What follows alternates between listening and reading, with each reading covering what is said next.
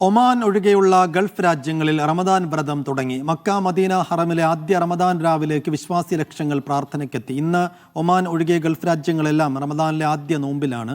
ഒമാനിൽ നാളെയാണ് റമദാൻ തുടക്കമാകുന്നത്.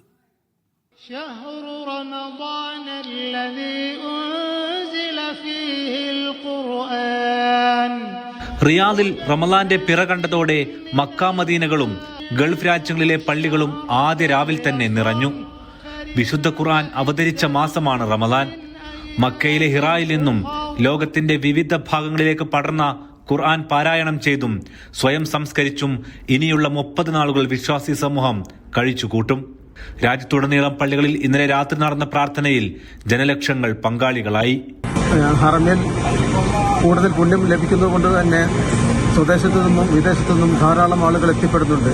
എത്ര എത്തിപ്പെട്ടാലും എത്ര തിരക്ക് കൂടിയാലും അതിനെല്ലാം തരണം ചെയ്യുന്ന രീതിയിൽ ഇവിടുത്തെ സർക്കാർ സംവിധാനം ഒരുക്കിയിട്ടുള്ളതുകൊണ്ട് തന്നെ എത്ര തിരക്കിനെയും അത് അതിജീവിക്കാൻ ഉള്ള സംവിധാനമുണ്ട്. ഒമാനിൽ നാളെയാണ് റമദാന് തുടക്കം.